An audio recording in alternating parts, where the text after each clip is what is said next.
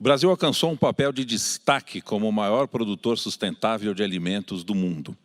Essa posição não aconteceu por acaso. Foi com o esforço de todo o setor rural brasileiro. Foi com a parceria com a indústria brasileira que trouxe mais tecnologia, mais produtividade e, como consequência, maior valor agregado ao produto Made in Brasil. Para inaugurar a agenda de encontros do projeto Brasil Proclima do canal AgroMais, tenho a honra de convidar a ministra da Agricultura, Pecuária e Abastecimento, Tereza Cristina, que já se encontra aqui em nossos estúdios.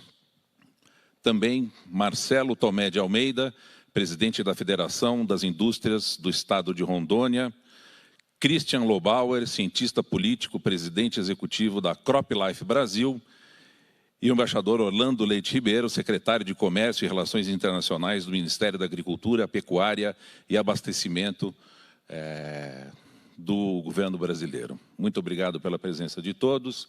Eu quero passar a palavra agora ao presidente da Federação das Indústrias do Estado de Rondônia e presidente também do Conselho Temático do Meio Ambiente e Sustentabilidade da CNI. Marcelo, seja bem-vindo a este encontro. Muito obrigado. Bom dia a todos. Em nome da Confederação Nacional da Indústria e do seu presidente, Robson Braga de Andrade, que infelizmente não pôde estar presente, dou as boas-vindas à excelentíssima ministra da Agricultura, Pecuária e Abastecimento, deputada Tereza Cristina, ao embaixador Orlando Ribeiro, secretário de Comércio e Relações Internacionais do Ministério da Agricultura, Pecuária e Abastecimento, e ao empresário Christian Lobauer, presidente da CropLife Brasil. Saúdo também o jornalista Marcelo D'Angelo, que mediará esse debate. Em nome da CNI, agradeço a todos que participam, prestigiam e acompanham essa live. Senhoras e senhores, a CNI tem a honra de sediar este relevante e oportuno debate sobre a questão climática, um assunto que interessa de perto ao Brasil e a todo o planeta. A agenda do clima é uma grande oportunidade para o nosso país, principalmente porque somos líderes mundiais na participação de renováveis na matriz energética, com forte presença dos biocombustíveis. Além disso, possuímos enorme potencial no uso sustentável de nossas florestas. A antecipação de metas de neutralidade das emissões do Brasil para 2050 e a intenção de zerar o desmatamento ilegal até 2030 são positivas. Mas é preciso construir um plano de ação efetivo para garantir o cumprimento das metas. A pauta ambiental deve compor uma estratégia de Estado que vá além de planos de governo e que esteja integrada a uma proposta de desenvolvimento socioeconômico do país. A atuação conjunta da sociedade civil, de empresários e de governos com compromissos mais ambiciosos e a cooperação nessa agenda são o caminho para alcançarmos a neutralidade climática em 2050. O setor industrial já assumiu essa responsabilidade com a agenda ambiental. Temos trabalhado para nos tornarmos referência no uso eficiente dos recursos naturais e no aproveitamento das oportunidades associadas à economia de baixo carbono. A sustentabilidade está no DNA da indústria, que busca eficiência e economia de recursos para se tornar mais competitiva e atender às exigências do mercado internacional. O mundo cobra do Brasil responsabilidade ambiental e o setor privado tem interesse em se manter alinhado com os acordos internacionais. A CNI lidera essa agenda de baixo carbono no Brasil e acompanha as negociações e os desdobramentos do Acordo de Paris, em especial o artigo 6º, que trata da criação do Mecanismo de Desenvolvimento Sustentável, que estabelece o mercado global de carbono. A regulamentação do mercado de carbono é prioridade para o setor industrial, pois reforça e complementa as demais iniciativas de redução das emissões de gases de efeito estufa, como a expansão das energias renováveis na matriz energética e o combate ao desmatamento. No âmbito interno, a CNI apoia a regulamentação de um mercado regulado de carbono. Esse instrumento é mais adequado que mecanismos de taxação, porque estimula o ambiente de negócios, a inovação e a competitividade das empresas, sem aumentar a carga tributária. Entretanto, É preciso chamar a atenção para o fato de que a efetividade do mercado de carbono no Brasil para o cumprimento da contribuição nacionalmente determinada, mais conhecida pela sua sigla em inglês NDC, será bastante limitada, caso a mesma não seja acompanhada de uma estratégia mais ampla para o combate às mudanças climáticas, como o controle de desmatamento ilegal, a expansão de energias renováveis e o fortalecimento da política nacional de biocombustíveis. Para alcançar a efetividade no mercado regulado de carbono, é fundamental que haja alto nível de governança por parte do governo para planejar e implementar um sistema adaptado ao contexto nacional. O setor industrial defende, ainda, que o mercado interno de carbono deve garantir a competitividade das empresas brasileiras no exterior e deve contemplar todos os setores emissores de gases de efeito estufa. Senhoras e senhores, os próximos 10 anos serão críticos para que os compromissos de neutralidade possam se materializar. Serão necessários cada vez mais compromissos firmes e ambiciosos para que possamos limitar o aumento da temperatura em apenas 1,5 graus. Isso significará grandes transformações tecnológicas e de estruturas de negócios. O Brasil foi o primeiro país em desenvolvimento a apresentar metas de redução absolutas de suas emissões e contribuições voluntárias de redução de gases de efeito estufa para alcançar os objetivos do Acordo de Paris. Na Cúpula do Clima, neste ano, nosso país se comprometeu com a neutralidade climática até 2050, uma antecipação em 10 anos do prazo, convergindo com as economias avançadas. Reduzir emissões e zerar o balanço de carbono tem se tornado prioridade de vários setores. Muitas empresas brasileiras já se comprometeram a zerar suas emissões líquidas até 2050. O desafio é grande, mas estamos todos imbuídos desse espírito de cooperação e trabalho em prol da sustentabilidade e da redução das emissões de gases de efeito estufa. Estudo do Banco Mundial, denominado State and Trends of Carbon Pricing, de 2021, aponta que, em países desenvolvidos, evidências sugerem que a precificação de carbono aumentou a produtividade e a inovação. Por isso, cada vez mais empresas e governos têm integrado precificação de carbono em suas estratégias climáticas. No Brasil, diversas empresas também têm considerado a questão em suas estratégias, principalmente aquelas que já se comprometeram publicamente com a meta de neutralidade de carbono até 2050. Estudos realizados pela CNI revelam que são necessários investimentos de cerca de 316 bilhões de reais no setor elétrico e de 140 bilhões de reais no setor sucroenergético, visando ao cumprimento das medidas adicionais da NDC. De acordo com o Banco Interamericano de Desenvolvimento, o BID, será necessária a mobilização de investimentos da ordem de 890 bilhões de reais a 950 bilhões, visando a implementação da NDC no Brasil. É importante salientar que, embora tenha condições de se destacar na área ambiental, o Brasil tem atraído parcela pequena de recursos em fundos climáticos. Levantamento da CNI, que elenca os principais financiadores de projetos que contribuem para a redução dos efeitos da mudança climática, revela que, nos últimos anos, todos os países da América Latina e do Caribe, incluindo o Brasil, receberam juntos apenas 4,5% desses recursos, enquanto o conjunto dos países asiáticos recebeu 38%. O investimento na bioeconomia é essencial para que o Brasil aumente sua participação nesse concorrido e expressivo mercado. Nunca é demais lembrar que o nosso país tem vocação para ser líder global nessa área. Com 60% do território coberto por florestas, o país detém 12% das reservas de água doce do mundo. Tem uma zona marítima de quase 4 milhões de quilômetros quadrados. Abriga 20% das espécies vivas conhecidas e é dono da maior biodiversidade do planeta. A bioeconomia pode ser, portanto, uma oportunidade para o país alcançar um ritmo de crescimento econômico consistente, proteger o meio ambiente, destacar-se no combate às mudanças do clima e ser líder mundial do desenvolvimento sustentável. Muito obrigado. Muito obrigado ao Marcelo Tomé de Almeida. Eu tenho a honra agora de passar a palavra à ministra da Agricultura, Pecuária e Abastecimento do Brasil, Tereza Cristina. Muito obrigado, que com esforço pessoal tem deixado uma contribuição muito relevante para esse trabalho e para essa agenda. Obrigado, ministra.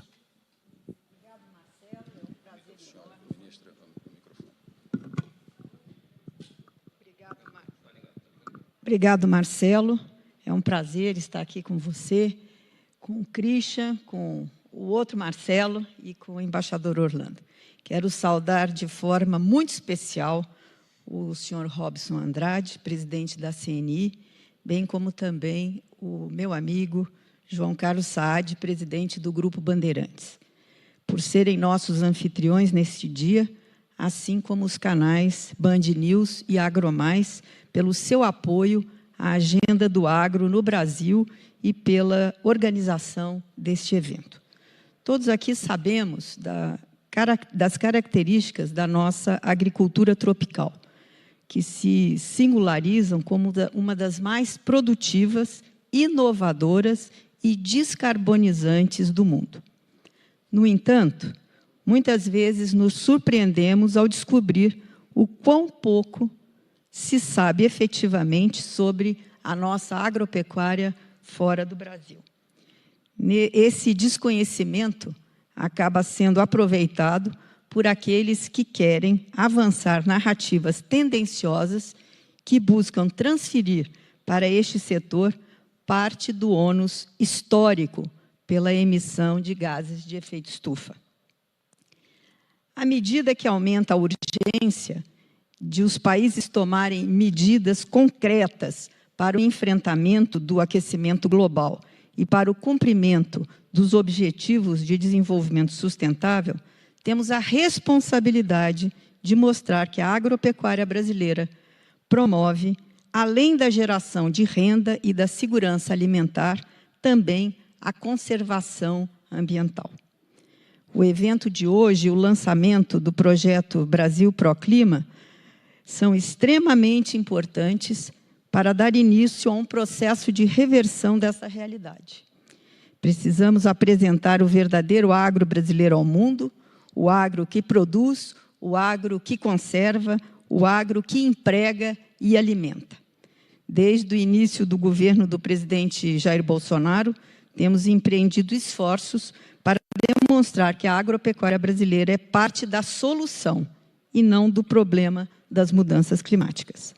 Também insistimos que os aspectos sociais e econômicos da produção de alimentos não podem ser desconsiderados no desenho de ações climáticas, sob pena de comprometer a produtividade dos produtores rurais, reduzir a oferta de alimentos e preços acessíveis. Em última instância, contribuir para o agravamento da fome e da pobreza no mundo. Nos últimos anos, vimos também o setor privado compreender cada vez mais esta conjuntura, renovando seu compromisso com a sustentabilidade por meio de estratégias ESG. No caso do agro, essa parceria entre o governo, que elabora as políticas públicas, e a agroindústria, que opera no âmbito destas regras, é fundamental. Contamos também com a força do setor privado, que opera e prospera no Brasil para carregar esta mensagem ao mundo. Não há sustentabilidade a menos que todos os elos da cadeia estejam envolvidos e comprometidos.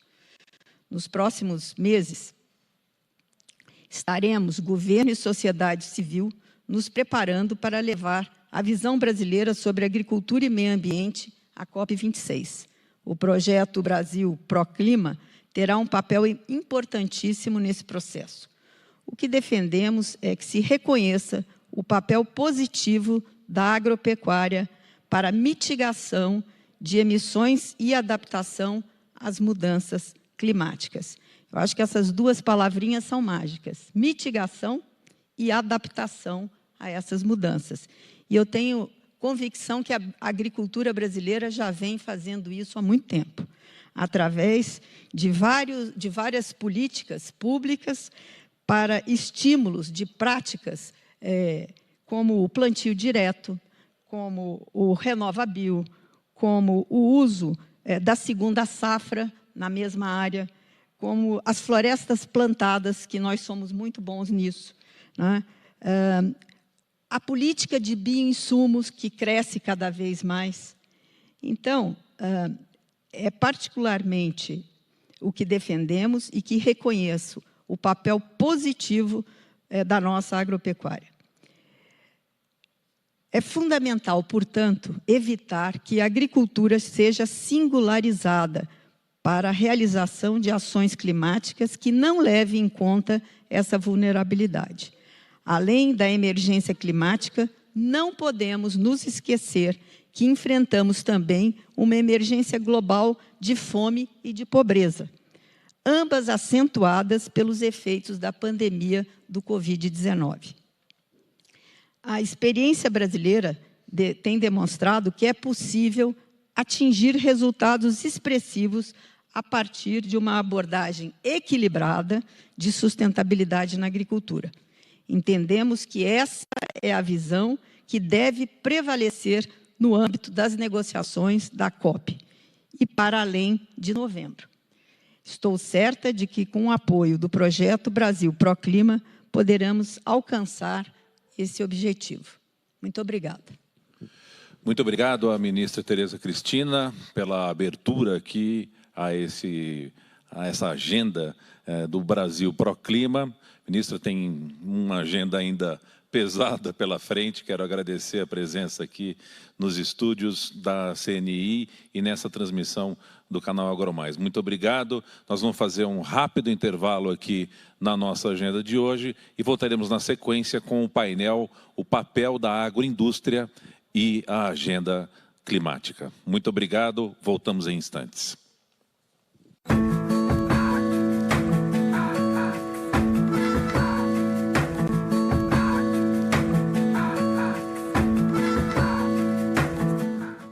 Direto dos estúdios da CNI aqui em Brasília, ressalvo que todos os cuidados de prevenção sanitária estão sendo tomados, como distanciamento, o uso de álcool gel e todas as outras alternativas à disposição para o combate à pandemia do coronavírus.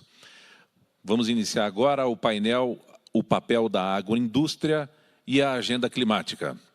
Para esse painel, estão presentes aqui nos nossos estúdios o embaixador Orlando Leite Ribeiro, secretário de Comércio e Relações Internacionais, responsável pelas negociações internacionais no setor de agronegócio, promoção comercial e administração dos adidos agrícolas brasileiros em todo o mundo. Embaixador e diplomata de carreira desde 1992, tratando principalmente de temas econômicos e de promoção comercial.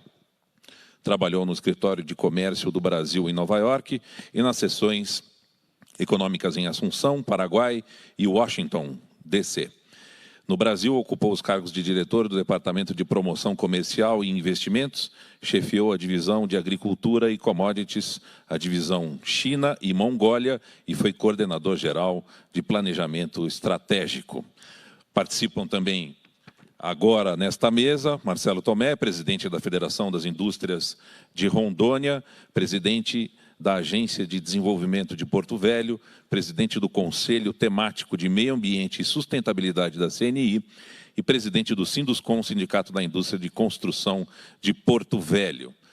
Temos também a presença do Christian Lobauer, mestre e doutor em Ciência Política pela Universidade de São Paulo, foi bolsista da CAPES e da Fundação Konrad Adenauer, da Universidade de Bonn, na Alemanha. É professor de Relações Internacionais desde 1998, foi gerente de Relações Internacionais da Federação das Indústrias do Estado de São Paulo e presidente executivo da Citrus BR, diretor executivo da Associação Brasileira de Empresas de Engenharia de Fundações e Geotecnia.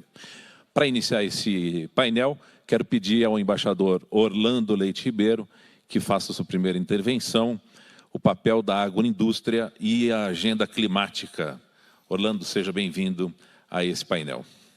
Obrigado, Marcelo. Primeiro, gostaria de agradecer à Band, seu nome, pelo convite, como também agradecer à CNI, aqui o Marcelo Tomé, muito obrigado pelo convite.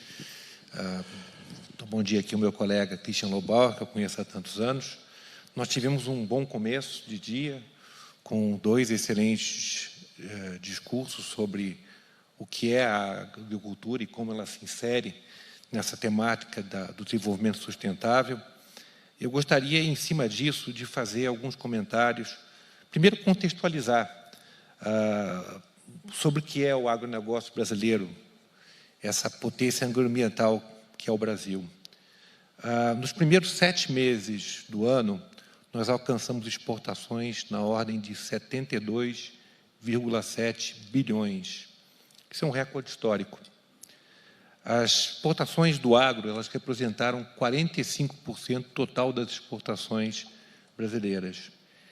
Esses números são bastante eloquentes, mas escondem alguns problemas por trás deles. O primeiro é a excessiva concentração em alguns poucos produtos. 5 produtos, basicamente: complexo soja, complexo sucroalcooleiro, as proteínas animais, produtos florestais, basicamente celulose e café. Esses 5 grupos são responsáveis por 85% das exportações do agro. Além da concentração em poucos produtos, temos também uma concentração em destinos. A Ásia, hoje, ela representa mais de 50% de todas as nossas exportações. Só a China, 38%. Tudo que a gente manda do agro vai para a China. Isso equivale a dizer que a cada dólar que a gente exporta para a União Europeia, nós exportamos 2,62 para a China. Ou então, para cada dólar que a gente exporta para os Estados Unidos, nós exportamos 5,8 dólares para a China. Isso é muita coisa. Isso é o primeiro problema que nós temos no agro. A ministra Tereza Cristina, ciente dessa situação, tem atuado desde o primeiro dia na diversificação de mercados. E nós temos sido bastante bem-sucedidos nessa tarefa. De janeiro de 2019 até o dia de hoje, foram 154 novas aberturas, produtos e mercados. É claro que isso ainda não se reflete na nossa pauta comercial, porque quando você abre um mercado, você abre uma porta. É preciso que alguém passe por essa porta. E nisso nós temos contado com o Itamaraty, com a Apex, com a CNI, nesse trabalho de promoção do produto brasileiro no exterior, que é absolutamente necessário para transformar essas possibilidades em realidade. É um trabalho de longo prazo, de fôlego, que vai demorar para dar frutos.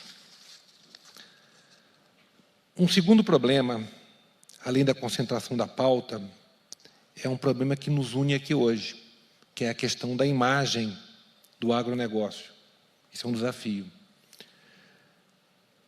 Agora, é preciso a gente diferenciar, e eu tenho a impressão que a ministra Tereza Cristina deixou isso muito claro em suas palavras, o problema que nós temos do problema da imagem.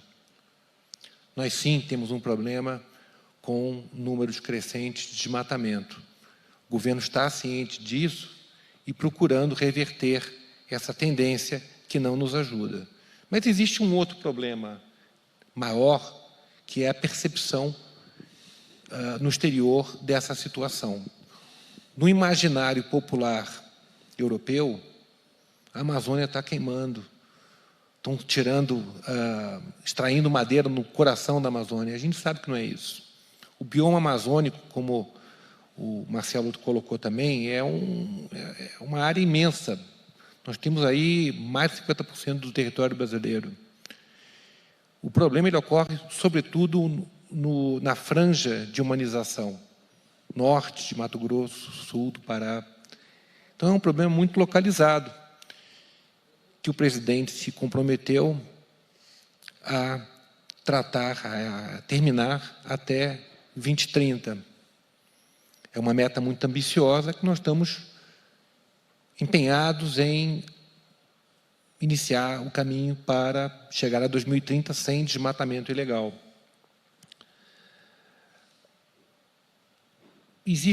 Nós vamos hoje aqui discutir alguns programas de como poderemos todos trabalhar, porque isso não pode ser uma tarefa apenas do governo. O governo tem, obviamente, um empenho, tem recursos, mas precisa contar com a concorrência da iniciativa privada, seja brasileira, seja internacional, para que a gente chegue a essa meta de 2030 sem desmatamento ilegal. No que se refere especificamente ao trabalho do Ministério da Agricultura, o nosso maior desafio é com a regularização fundiária. Por quê? Porque hoje em dia nós podemos dizer que grande parte desse desmatamento ilegal ele ocorre em terras devolutas, terras que não têm propriedade. Na verdade, se a gente for levar ao pé da letra, dá para dizer que 99% do desmatamento é ilegal, quase 99%. Por quê? Porque, inclusive, porque, como todos sabem, nós temos um Código Florestal muito rigoroso que permite que um proprietário de terra possa desmatar de 20% a 80% conforme esteja localizado no Brasil. No bioma amazônico, ele pode utilizar 20% e tem que preservar 80%. Em outras partes, mais ao sul do Brasil, ele pode chegar a desmatar 80%, utilizar 80% da terra, mas tem que preservar 20%. Um parênteses, essa área preservada ele não recebe por isso, ele é apenas uma obrigação que ele tem que ter.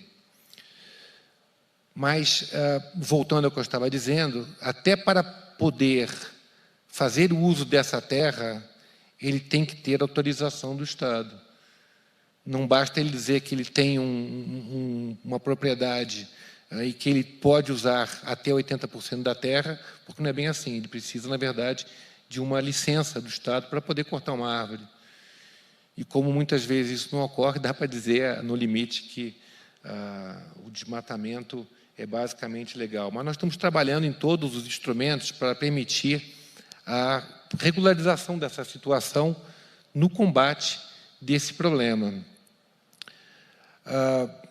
Eu creio a impressão que estou vendo aqui pelos meus colegas que nós temos aqui bons projetos que nós vamos debater sobre o assunto, então eu não gostaria de me estender muito sobre a questão, para a gente poder ficar um pouquinho mais na hora, no momento do debate. Então eu devolvo aqui a palavra ao Marcelo D'Angelo e agradeço novamente o convite por participar desse momento. Orlando, muito obrigado pela primeira participação. Quero passar a palavra agora também ao Christian Lobauer, que esteve à frente na CropLife de um estudo muito abrangente, muito profundo, que foi o Atlas do agronegócio brasileiro, uma rota sustentável aí para a produção de alimentos, né, Christian? Seja muito bem-vindo aqui ao nosso encontro. Gostaria de ouvir as suas primeiras palavras aqui da agenda do Brasil Proclima. Seja bem-vindo.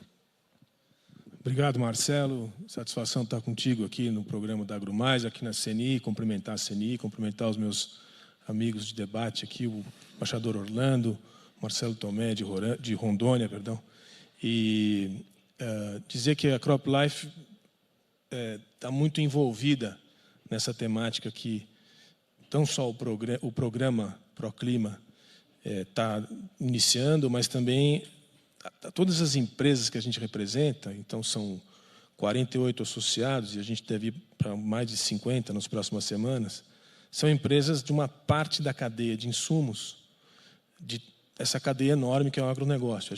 Nós somos os fornecedores de uma parte dos insumos, que são os defensivos, os biodefensivos e as sementes, né? E a gente decidiu produzir esse material, que é o Atlas, que está disponível no site da entidade, que é uma contribuição maior do que o nosso setor. Quer dizer, era para trazer informação de uma forma didática, pedagógica, eu diria até, para estrangeiros, muitas vezes, de muitas das coisas que a gente acabou de falar desde a abertura desse programa, né? A geografia brasileira, as potencialidades brasileiras, os números com boas fontes, porque as fontes são essenciais para a gente poder ter credibilidade no que está falando. Então, a gente juntou aí tanto o uso da terra, quanto produtividade, quanto segurança alimentar, segurança do alimento, e um pouco do que a gente faz, que a nossa indústria faz, que é o desenvolvimento de tecnologia.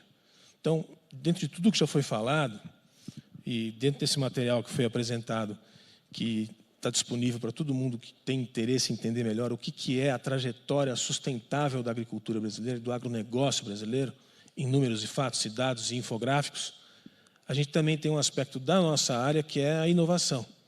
Quer dizer, quando a gente fala, todo mundo fala de inovação hoje em dia, mas quem realmente está fazendo isso? E quem está fazendo isso, em parte, são as nossas empresas, associadas e não associadas. Elas fazem o quê? Elas estão trazendo a nova fronteira da tecnologia, que é a fronteira da biotecnologia e da biologia. A gente teve uma fase na história humana que foi, até meados do século XVIII, que foi focada na física, depois a gente entrou na era da química, que veio até meados do século XIX, e desde então a gente entrou na era da biologia. As grandes fronteiras do desenvolvimento, da tecnologia e da inovação são na biologia. E o Brasil é a Arábia Saudita da biotecnologia e da biodiversidade. Então, a oportunidade que está dada aí para o uso da tecnologia. E, como consequência, com a tecnologia você usa menos terra, você tem mais produtividade, você usa menos insumos, ou mais precisamente os insumos, você tem um efeito positivo para o meio ambiente. E quem pode dar aula sobre isso, se fizer direito, já está fazendo, nosso Atlas demonstra isso, é o Brasil. Com todos os problemas que a gente não nega, que a gente tem que enfrentar, a questão que já foram colocadas aqui de deforestation, né, de uso da terra, tal, não tem problema. A gente tem problemas que o país é grande, os problemas são grandes. Mas o que tem sido feito na agricultura brasileira, com a inovação, com a tecnologia e com esse uso da tecnologia da biologia, é uma coisa extraordinária. E é aí que está, acho que, a chave de ouro para o Brasil entrar e usar essa oportunidade como nenhuma outra que acho que ele teve na sua história, de poder desenvolver o país, trazer prosperidade e não afetar o meio ambiente, né? Acho que essa é uma pequena introdução da nossa prosa e obrigado pelo convite mais uma vez. Muito obrigado, Christian Lobauer, presidente da Corp Life no Brasil. Marcelo Tomé, eu gostaria de ouvir as suas primeiras palavras e participação aqui. O Marcelo talvez esteja nessa capital da Arábia Saudita da biologia, que é o Brasil, que é ali o estado de Rondônia. O estado reúne hoje todos esses desafios e também essas oportunidades, Marcelo, no combate ao desmatamento ilegal, mas também na abertura de novas fronteiras agrícolas, no uso de tecnologia, de inovação. Rondônia hoje é um grande laboratório e você tem uma posição privilegiada também para abordar esse assunto. Depois da sua primeira participação, junto com a ministra aqui, gostaria de te ouvir aqui no nosso encontro. Seja bem-vindo. Obrigado, Marcelo. Parabéns à Band pela iniciativa. Cumprimento também meus colegas aqui de painel, embaixador Orlando e Christian. Acho que vocês trazem temas absolutamente pertinentes, oportunos, e muito além da agenda da Confederação Nacional da Indústria e de um reposicionamento, acho que da consciência do empresário industrial brasileiro em torno da agenda ambiental, que deixa de ser apenas uma agenda de regulação e obrigações para ser uma agenda de oportunidades. Não por menos, a indústria tem investido muito em inovação, no desenvolvimento de sementes, de equipamentos, de implementos agrícolas, de fertilizantes, em especial na questão dos bioinsumos.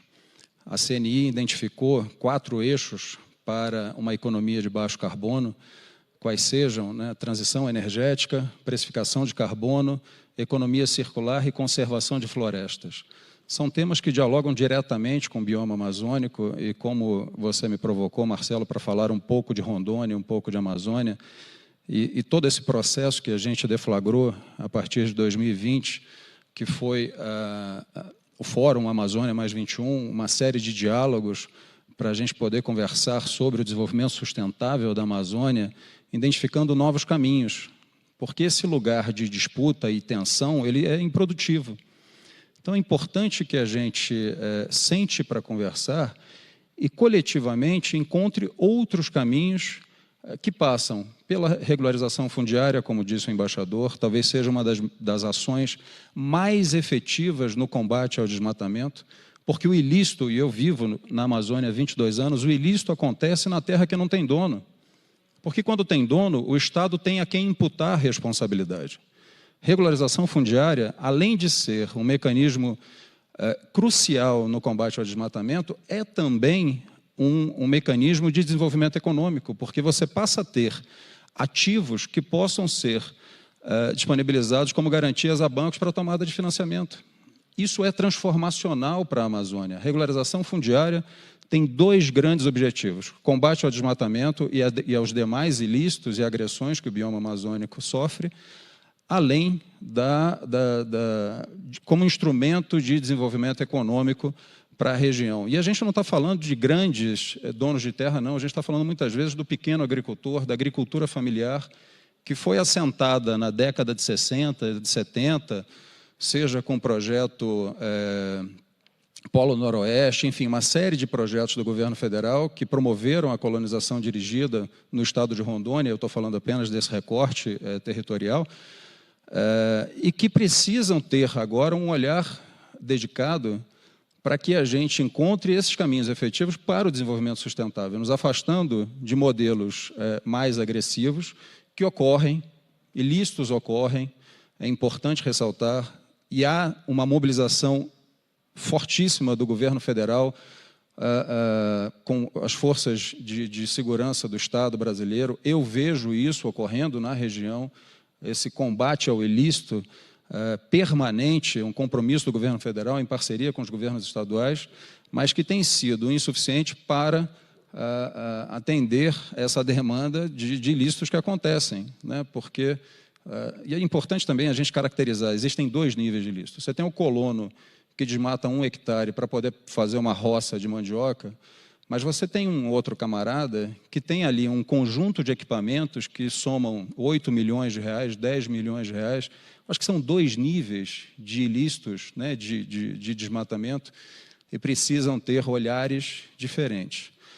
Mas na esteira dessa percepção das oportunidades econômicas que o bioma amazônico nos oportuniza, a CNI, em cooperação e alinhadas com todas as federações de indústria da Amazônia Legal, propuseram a criação do Instituto Amazônia Mais 21, com o olhar do desenvolvimento econômico, desenvolvimento sustentável, na promoção de negócios inovadores e de alto impacto para a Amazônia Legal. Então, o embaixador levanta uma questão que isso não é apenas papel do governo, a iniciativa privada, o setor produtivo deve participar, e eu acho que essa é a resposta que nós podemos dar. O Instituto Amazônia Mais 21, em cooperação com os governos estaduais, municipais e federal, trabalhando pelo desenvolvimento sustentável da Amazônia Legal. Perfeito. Muito obrigado ao Marcelo Tomé. Orlando, tem uma questão que acho que é interessante e importante abordar. Você tem uma experiência muito robusta com negociações comerciais, com interlocução internacional e a perspectiva dessa imagem brasileira. Até que ponto essas críticas que são focadas ou direcionadas no desmatamento, nos incêndios e na questão de preservação ambiental são uma tentativa de impor uma barreira comercial à exportação e ao trabalho de desenvolvimento do agro brasileiro? Existe algum fundamento nesse tipo de crítica? Marcelo, muito boa pergunta. Nós realmente nos preocupamos com os recortes que são feitos sobre essa questão. Por exemplo, o foco apenas em florestas, quando deveríamos tratar de todos os ecossistemas relevantes, e no uso da terra, quando as emissões de gases de efeito estufa ainda dependem, numa escala muito maior, como nós sabemos, da questão energética.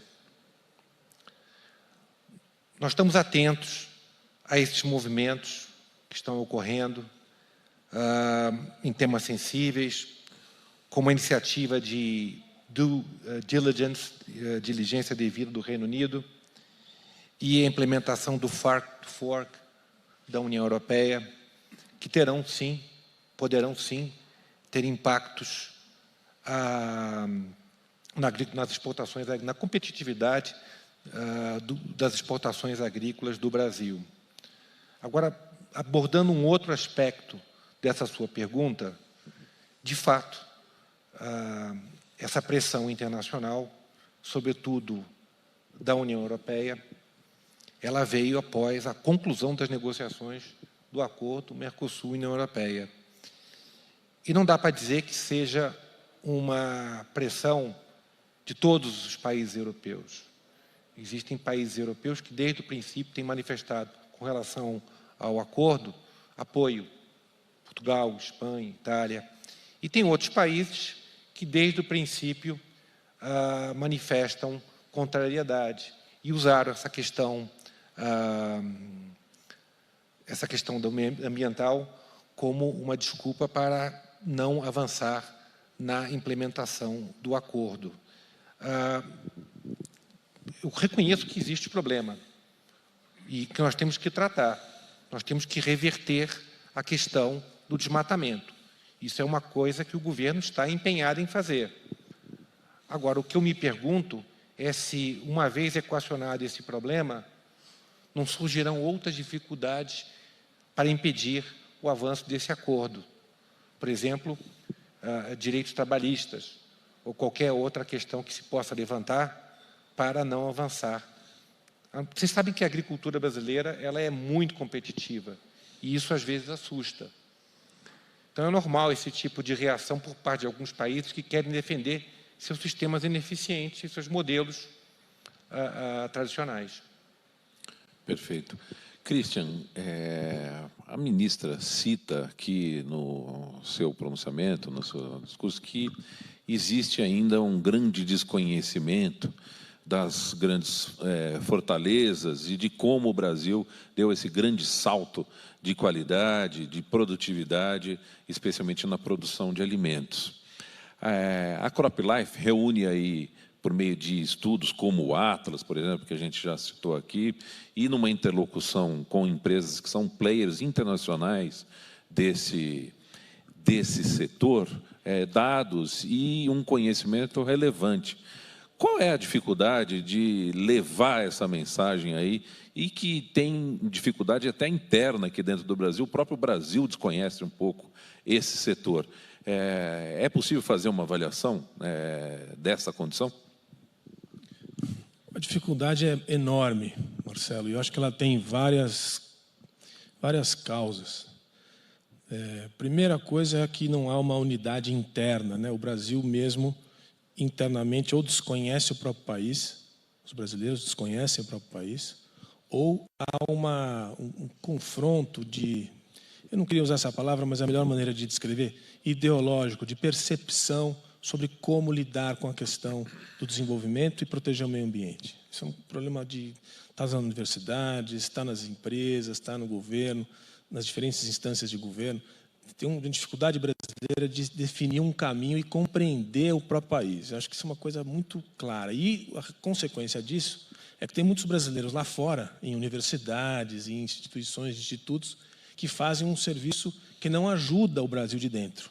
Isso tem que ser dito. São os maus brasileiros, que a gente costuma dizer, quem está do nosso lado aqui, da indústria, da produção, do agronegócio, do front.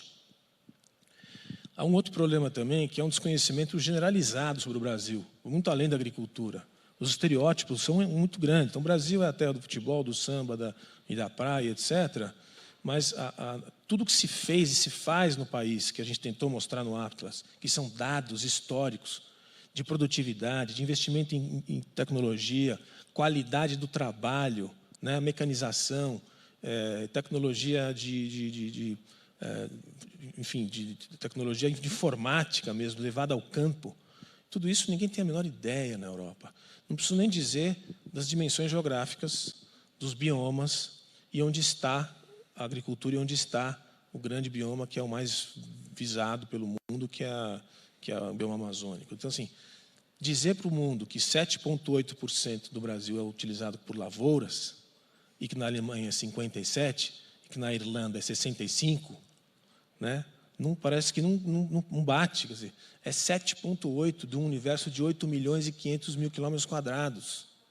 E tem mais 100 milhões de hectares ainda disponíveis de terras de pastagem ou que não tem mais, já foram utilizadas de alguma maneira com pastagem ou estão degradadas, que podem se transformar em lavoura. Isso é para mais 100 anos de trabalho. Então, não vai haver essa questão de confronto, de ocupação de espaços de bioma pela agricultura, porque tem espaço suficiente e a produtividade é de uma dimensão, que a gente tem todos os números, que tem que ser apresentado. Agora, não chega, e vou intrometer um pouco na pergunta inicial, que você fez para o Orlando, que é o seguinte: além da questão comercial, que eu acho que é essencial, quer dizer, existe uma resistência, sim, uma tentativa de se conter o acordo comercial por interesse comercial, mas tem uma outra, que é uma corporação internacional. Não é conspiração, é corporação mesmo.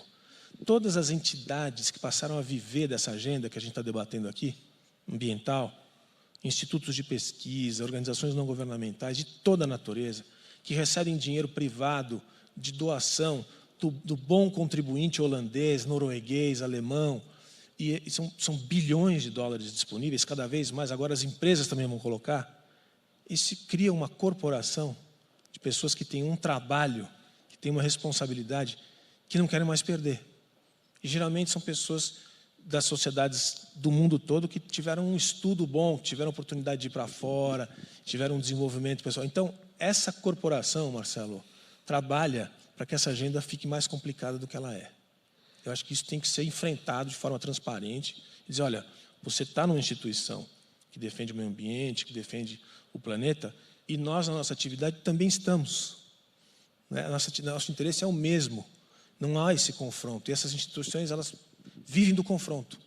E esse, acho que é a base do problema. Se não tiver confronto, não tem o problema. Só que essas instituições vivem do confronto porque recursos bilionários são direcionados às instituições. Se não tiver o recurso, o sujeito não tem trabalho. Acho que aí começa um pouco a solução do problema. Perfeito. Marcelo Tomé, a CNI e a iniciativa do Amazônia Mais 21 endereçou uma das principais questões, que foi esse desconhecimento da produção agroindustrial brasileira. O projeto durou quase o ano de 2020 inteiro, né? Foi um ano bastante desafiador, claro, por conta da pandemia, mas também o material reunido durante esse trabalho municia um pouco, não só a CNI, mas também a nós, imprensa, para que a gente possa ajudar a desfazer um pouco esses nós. Quais foram esses principais achados aí desse desenvolvimento e essa perspectiva de utilizar esse material inicial no desenvolvimento do Instituto Amazônia Mais 21? Marcelo, eu vou começar respondendo por 2 slogans que surgiram durante o evento. Primeiro, a Amazônia tem pressa. Então, projetos de desenvolvimento para a Amazônia não podem ser para daqui a 20, 30, 50 anos. Precisam ser hoje. A região tem o menor IDH do Brasil, a menor renda média do Brasil, um atraso secular de infraestrutura que precisa ser enfrentado. Então, a Amazônia tem pressa. E o que fica evidente aqui nas falas dos meus colegas é a necessidade de reposicionar a comunicação. Então, o papel do Grupo Bandeirantes, através do canal AgroMais, e esta iniciativa por si só, já é uma enorme inflexão de um novo olhar acerca do que ocorre na região amazônica e no agronegócio brasileiro. É evidente que há, intencionalmente, como disse o Christian, um movimento de deturpação das ações que ocorrem tanto no agro brasileiro quanto na Amazônia. Isso é intencional. Por quê? Hoje, no entorno de Porto Velho, capital de Rondônia, por exemplo, experimentamos um avanço extraordinário da fronteira agrícola em Rondônia, na recuperação de áreas degradadas que tiveram a sua vegetação suprimida na década de 60, década de 70, e essas terras até então eram tidas como improdutivas e baratíssimas. Apenas com a correção da acidez do solo, com o uso do calcário, o nível de produtividade alcançado é o mesmo das regiões mais produtivas do Mato Grosso. E o camarada ganha uma competitividade enorme porque ele está a 20 quilômetros, 50 quilômetros do porto de Porto Velho. Eu, quando assumi a federação, há 6 anos atrás, a hidrovia do Madeira, eram transportados pela hidrovia do Madeira cerca de 3 milhões de toneladas de carga. Hoje são 17 milhões. 17 milhões em 6 anos. Você pega, por exemplo, a cadeia produtiva da carne em Rondônia, que em 2000 gerou 3,5 milhões de dólares de divisas para o estado de Rondônia. Ano passado foram 670 milhões de dólares. Essa é a pujança do agronegócio brasileiro, com o apoio da indústria no desenvolvimento de tecnologia e inovação. A gente tem que parar também com essa dicotomia de que é o agro ou a indústria. Não, são setores complementares que, de mãos dadas, estão transformando o Brasil. E, por fim, talvez acho que o principal enfrentamento que a gente precisa fazer, além da comunicação que permitirá levar informação e conhecimento à população, e antecedente ao Fórum Amazônia Mais 21, a Confederação Nacional da Indústria fez uma pesquisa de percepção da população brasileira de conhecimento acerca da Amazônia. E um dado interessante, apenas 15% dos brasileiros afirmam conhecer a Amazônia, mas 100% têm opinião sobre a região. E, para concluir, eu diria que a gente precisa desfazer essa falsa dicotomia que existe entre preservação e desenvolvimento. O que a gente pode afirmar na região amazônica, trazendo para esse recorte, é que, na medida em que você tem o setor produtivo, as empresas como parceiros, desenvolvendo atividades econômicas numa área pública, a exemplo dos planos de manejo, das concessões de manejo sustentável, o privado passa a ser responsável também pela conservação daquele território e se adiciona à agenda do governo federal de comando e controle a participação do privado. A gente vê isso em diversos exemplos, seja em concessões de florestas, seja nas usinas hidrelétricas. A margem dos reservatórios das usinas hidrelétricas é superior à costa brasileira. E as empresas que operam as usinas hidrelétricas são responsáveis por preservar, por conservar essa margem, porque são áreas de APP. Estou dando 2 pequenos exemplos de quão poderoso é a solução de parcerizar com a iniciativa privada, terras públicas, parques, enfim, áreas que possam ter alguma atividade econômica, em apoiamento também à agenda de redução de desmatamento e conservação desse bioma. Perfeito. Embaixador, nós estamos aí na corrida para a realização da COP26. O ministro do Meio Ambiente brevemente estará presente aqui na nossa agenda de encontros também, mas do Ministério do Meio Ambiente, da Agricultura, aliás, Pecuária e Abastecimento, tem participado de uma série de encontros no âmbito do governo brasileiro e levará lá para a COP26 a mensagem do Brasil, especialmente do setor agro, comprometido com esse combate às mudanças climáticas. Qual é a expectativa que vocês, no mapa, têm com relação à COP26? Boa pergunta, Marcelo. Na verdade, nossa participação será justamente para mostrar o que temos de bom. É preciso ter presente que a agricultura ela não é causadora histórica da mudança climática. Na verdade, nós somos os maiores interessados, porque quando tem mudança climática, quem é afetado é o agricultor. Nós aproveitaremos a oportunidade para levar programas que têm historicamente bastante sucesso, que representam o que a gente tem de moderno aqui na agricultura brasileira. Vamos levar o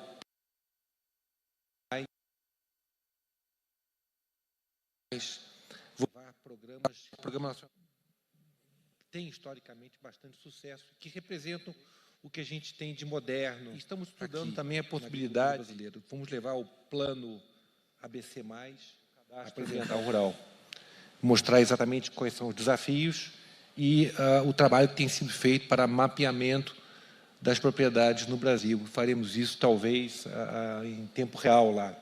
Enfim, estamos estudando isso com o Ministério do Meio Ambiente, como você assinalou, é o principal ente responsável pela participação brasileira, mas também com o Itamaraty e a Apex. O governo brasileiro, enfim, vai se apresentar de uma forma muito coordenada. Então, resumindo, nossa participação será mostrar esses programas que nós temos desenvolvido e aprofundado nos últimos anos para uma agricultura cada vez mais sustentável. Christian, o setor privado tem se mobilizado para colaborar com o governo brasileiro nessa participação da COP26. Qual a expectativa do seu setor, do seu segmento, com relação à participação do Brasil na COP26? Eu acho que todas as entidades representativas do agro, são 48 associações, estão de alguma maneira vinculadas, umas mais, outras menos, à COP. Todas vão ou enviar, pelo menos como nós vamos enviar o nosso atlas em inglês e japonês para estar disponível ali nos ambientes brasileiros, mas tem muita gente que vai apresentar cases, estão produzindo tanto por vídeo quanto presencialmente. Tem essa situação híbrida, né? Mas alguns vão estar presencialmente, outros vão estar por vídeo. A gente está pensando em apresentar alguma coisa por vídeo do nosso setor. Mostrar, por exemplo, a agricultura de precisão, a redução de utilização de defensivos em volume, porque há cada vez mais precisão no uso, ou o universo dos biodefensivos, que vem crescendo a taxas de 2 dígitos a cada ano no Brasil. Tem empresa que cresceu 50% em 2020 com biodefensivos, que é uma nova fronteira da defesa vegetal. Então, tem algumas ideias de apresentação. Mas eu acho que o mais importante está na mão mesmo do Ministério do Meio Ambiente, né? É ali que está o centro nervoso da conversa. E a gente acompanha pelo Instituto Pensar Agro a ação do meio ambiente. E acho que o que vai ser importante é se o Brasil conseguir apresentar dados de controle ou de combate ou de análise convincente dos ambientes daqueles 8 municípios que são os mais, que tem 80% do desmatamento. Se conseguir apresentar para o mundo onde está o problema, acho que já vai ser uma vitória, porque as pessoas acham que tudo está em chamas e que a soja está no meio da Amazônia, aquelas coisas que precisam ser informadas e repetidas sistematicamente para que haja uma compreensão melhor do que acontece no Brasil. A ideia de apresentar o CAR, embaixador, acho que é uma maravilha, mesmo que ele esteja ainda no início do processo. O CAR é praticamente o fim desse problema de questionamento sobre o uso da terra no Brasil, para o mundo inteiro, né? Perfeito. Marcelo Tomé, qual a expectativa da CNI para a COP26? Sei que vocês estão mobilizados também, levarão lá as ideias, as iniciativas, especialmente o Instituto Amazônia Mais 21. Qual a expectativa para a COP26? Marcelo, eu diria que a expectativa é positiva na medida em que cada ano que passa a indústria brasileira tem essa agenda mais estruturada pela liderança da Confederação Nacional da Indústria. Então, agendas como a economia circular, reuso de água, energias renováveis, a agenda de precificação de carbono é uma agenda prioritária.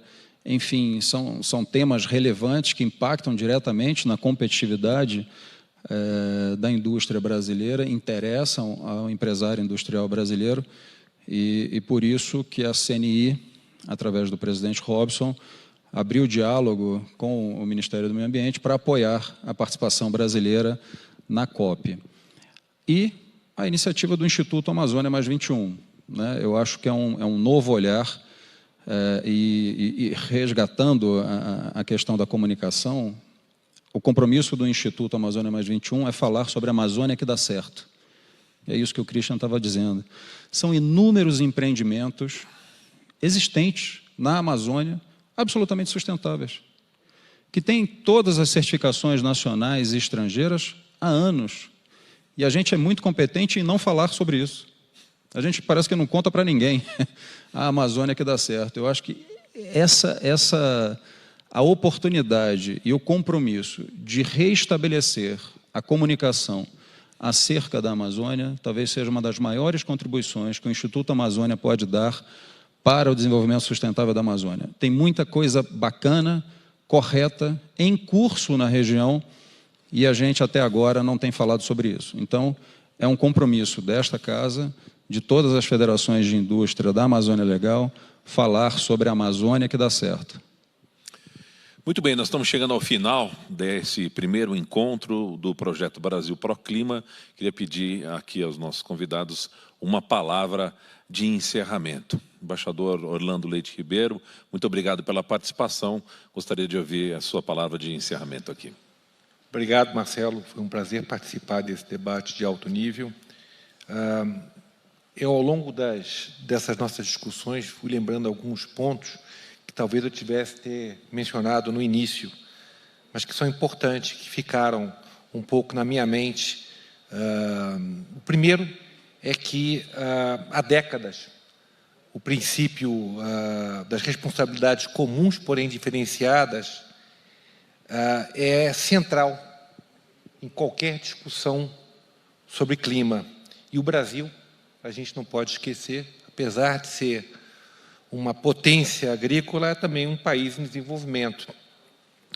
Com isso, quero dizer que não existe uma solução que se aplique a todos, como às vezes a gente ouve de fora para dentro. Nós temos que respeitar as peculiaridades nacionais e evitar discriminações decorrentes da aplicação de uma regra única para realidades diferentes. E eu queria só retomar uma última palavra da ministra, quando ela disse que é importante que todas as discussões tenham foco não apenas na mitigação, mas também na adaptação aos impactos das mudanças climáticas, isso que é fundamental para essa discussão ambiental. Muito obrigado de novo pelo convite e pela participação aqui nesse painel de altíssimo nível. Obrigado. O canal agora mais agradece. Christian Lobauer, presidente da Corp Life do Brasil, faz também a sua consideração final. Muito obrigado pela participação. Obrigado, Marcelo. Eu vou deixar duas mensagens. A primeira é que eu acho que a gente tem que estar convicto de que a atividade agrícola e o agronegócio brasileiro são parte da solução e não do problema, como colocou a ministra também na introdução, do problema que a gente enfrenta hoje no nosso tempo. O desafio das mudanças climáticas, da sustentabilidade, do uso melhor da terra, da manutenção da água, etc., fazem parte da agenda do agronegócio também. As coisas não são antagônicas, elas andam juntas. Ponto 1. Ponto 2, que tem a ver com a nossa indústria, a indústria da defesa vegetal, da biotecnologia, das sementes, dos organismos geneticamente modificados. As fronteiras da ciência, da biologia, a biotecnologia, estão abertas. É um momento extraordinário de oportunidade, de transformação, e o Brasil pode ser o grande protagonista desse jogo. Ou seja, essa oportunidade a gente não pode perder. Tem muitas empresas multinacionais conhecidas, grandes, que já fazem parte do nosso grupo de empresas, que estão no mundo inteiro, Bayer, BASF, Syngenta, Corteva, Sumitomo, Ihara, etc., mas também há muitas empresas pequenas que estão crescendo e muitas delas brasileiras. Não é nacionalismo, não, mas é bom saber que tem ciência sendo produzida aqui no Brasil, nessa fronteira do conhecimento, e que vai dar ao Brasil a condição de atingir a sua vocação, que é a produção de alimento, né? Acho que ninguém mais nega, nem questiona que o futuro desse país, a vocação desse país é produzir alimento. E acho que a gente está no caminho certo. Muito obrigado. Marcelo Tomé, presidente da Federação das Indústrias do Estado de Rondônia e também do Comitê de Sustentabilidade da CNI. Muito obrigado pela participação, muito obrigado pelo espaço que a CNI abre para esse tipo de discussão, de debate. As suas considerações finais. Obrigado, Marcelo. Eu que agradeço, Marcelo, o convite, em nome do presidente Robson Braga, essa oportunidade para a gente falar de um tema tão sensível, e também pelo diálogo aqui de altíssimo nível, em que pude aprender um pouquinho mais, ou muito mais, com os meus colegas. Falamos sobre setores econômicos, falamos de business, do papel do Instituto Amazônia Mais 21 no fomento ao desenvolvimento de negócios inovadores de alto impacto na Amazônia Legal, obviamente orientados pelos princípios ESG, mas a gente não pode esquecer dos 24 milhões de brasileiros que vivem na região.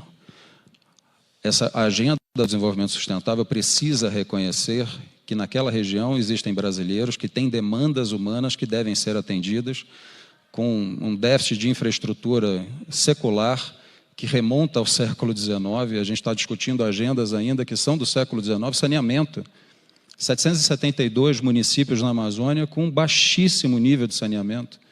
Isso é uma agenda do século XIX que precisa ser enfrentada e, por si só, é uma grande oportunidade, tanto para o setor privado, quanto para o atendimento a essas demandas humanas.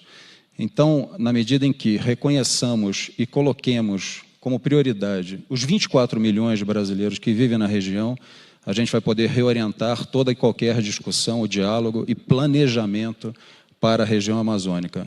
Eu quero agradecer o convite e parabenizar mais uma vez o Grupo Bandeirantes e o canal AgroMais pela iniciativa.